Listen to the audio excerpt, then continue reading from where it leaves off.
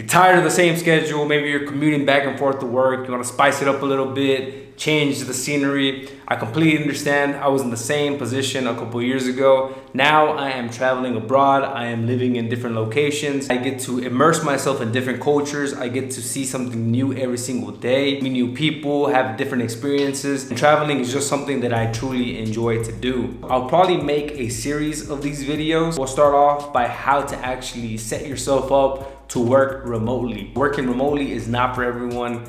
This is something if you're more dopamine driven, if you like to travel, if you like to change your scenery, your experiences. For me, it's been an eye-opening experience because I've gotten to go to so many new locations and it's forced me to get out of my comfort zone. Currently, I'm in Mexico. I've been all over Mexico. I've been from the Atlantic coast, the Pacific coast, beaches, mountains, everywhere. My plans are to start traveling away from North America the next year, so I'm getting prepared for that. And in my experience, I've come to notice that you do need a certain setup so you can travel remotely and work efficiently. In this video, we'll start off by how to actually set yourself up to work remotely. The first one that we have here is your skills or your career setup.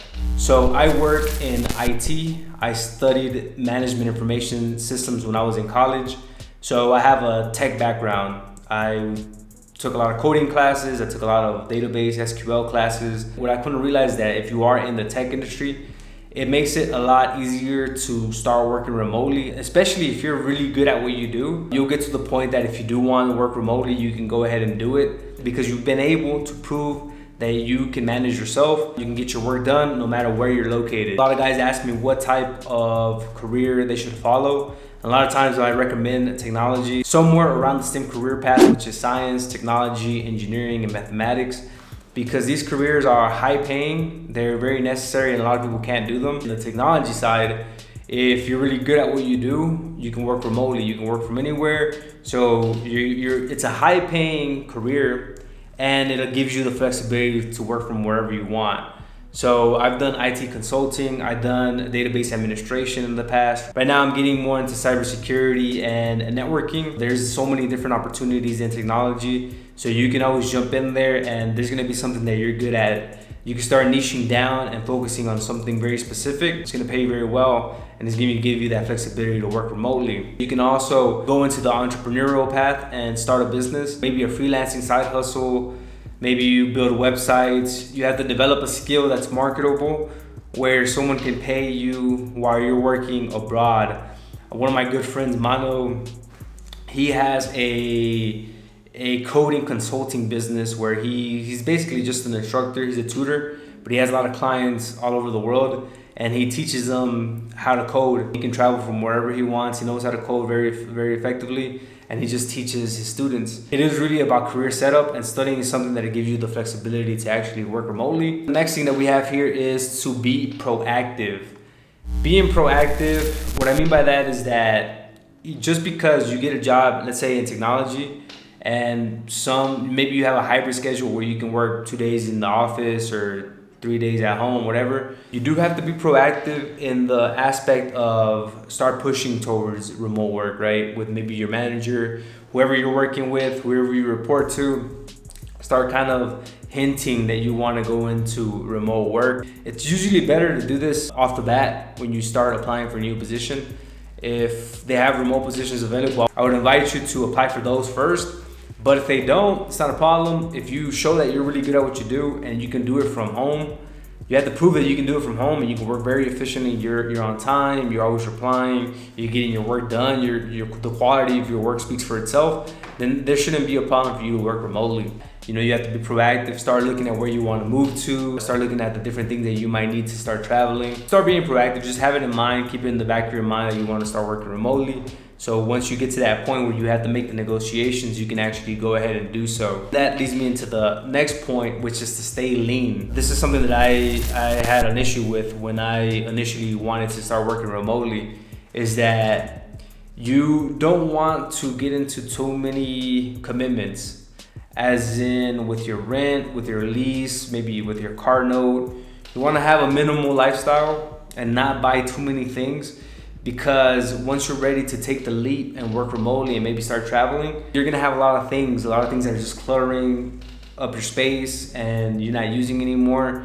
And then once you're forced to move, you're gonna have to get rid of all that stuff. So looking back at it in hindsight, what I would have done is I would have stayed very lean, not have had too many things, just kind of focused on my mission and my purpose, focused on my work. When I was going through this process, I had to sell a lot of my things, sold my furniture, my bed, my sofa. I had to move out of my apartment. It was just a whole process that I think I would have saved a lot of time if I would have just stayed lean and I didn't commit to so many things. Just to keep that in mind, if you are going to take the leap, you want to have a minimalist lifestyle. You don't want to be carrying too many things around because it's going to make it harder to move. So stay lean. It's always just better because you never know what happens. If you want to go back to your hometown, you can always go back. So staying lean is going to give you more peace of mind. And it's also going to make it more efficient for you when you're actually traveling and moving abroad. The next thing here is to build yourself first. So this is a really good one. It might have been better to put this one at number 1, but for this one, I'm talking more to the younger guys out there. What I mean by building yourself first is that you want to start building yourself as a man. You're developing good habits. You're hitting the gym, you have a good diet, you know, you're taking care of yourself, you're grooming yourself, you're reading, you're polishing up your skills when it comes to maybe martial arts, DIY activities, you know, do it yourself. You know how to change the tire. There's a lot of different things that you know that you're competent in. You can camp, you can start a fire, you can set up a tent. Just a lot of little things that we don't really think about and sometimes we don't even talk about. These skills are very helpful, especially when you're abroad and you're living on your own. A big one is like cooking. Make sure you know how to cook. Make sure that you're already building yourself before you take the leap to start working abroad. These habits are going to be with you wherever you go. It doesn't matter what country you're in, what city you're in.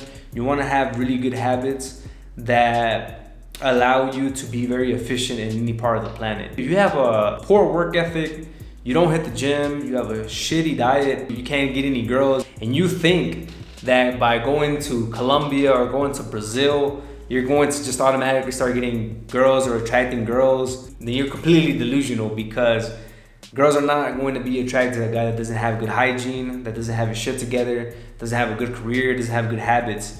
You want to start cultivating those habits and then just take them with you wherever you start going. Doesn't matter where you are, if you're a man with good habits, good principles, then you're just gonna stick out like a sore thumb anywhere in the world. You gotta make sure that you have that on point. Can't skip the gym, can't skip a good diet, can't skip reading, can't skip working on yourself. These are all very important attributes to have as a man, and you want to take these wherever you go. So this is just a big point. I just wanted to emphasize this because I see a lot of guys that travel, but their habits are garbage, man. They don't take care of themselves, they don't groom themselves, and they're just kind of like, they look kind of lost in a different country. So again, make sure that you're taking care of yourself first, and then when you start traveling abroad, it's just gonna make it so much easier and you're gonna stick out in a good way. Before I jump into the next strategy, I have to mention today's sponsor, which is Surfshark VPN. Anywhere that you travel abroad, even if you're going to your local coffee shop, you want to have a safe, reliable VPN that will allow you to connect to the internet efficiently. There's so many threats that can harm you if you're not connected to a VPN. So if you use the description below, you'll get rewarded by using Surfshark. Make sure to check it out. It's been one of my favorite VPNs to use while I'm traveling abroad. I can connect back to the server in my city's VPN, and if I need to access any bank accounts, if I need to do any transactions, it makes it very efficient. I highly recommend for you to have a VPN. This is something that we're gonna be talking a lot more in the next videos. Different apps, technologies that you can use that will make your traveling abroad experience a lot more efficient. The link is in the description. Make sure to check it out. All right, so then the final thing for this setup is to have proper documentation. This is so important.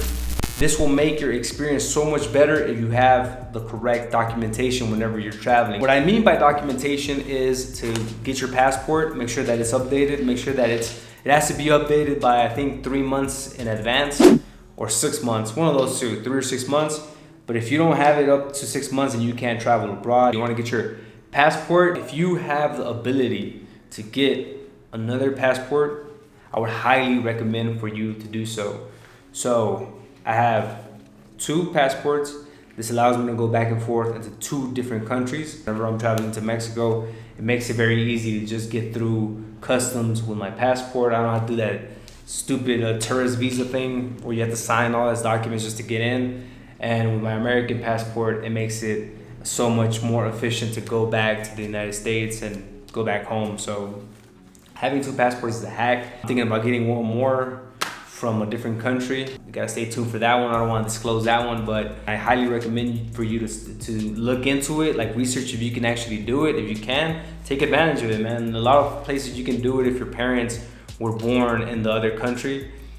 If they were born in the country, you can get it for hereditary reasons. You can also do it from, I think, like a visa. If you stay there, if you work there for a certain amount of years, you can go through the path of naturalization where you can become a citizen. The next thing would be your financial resources. So what are you using to pay for your transactions abroad? I highly recommend getting credit cards with no foreign transaction fees, and also having debit cards that allow you to access cash if you need to. We're going to be talking about this a lot more in the next video of this series, but for now I just wanted to give you a quick rundown on how to set up that opportunity to start working remotely and traveling abroad. If you're new to my channel, make sure to hit that subscribe button. If you found any of these tips helpful, make sure to give us a like. If you have any strategies or tactics that you like to use, please drop it down in the comments. I know it'll be very helpful for me and also anyone that checks out this video. Until next time, stay strong, stay relentless, and keep on conquering.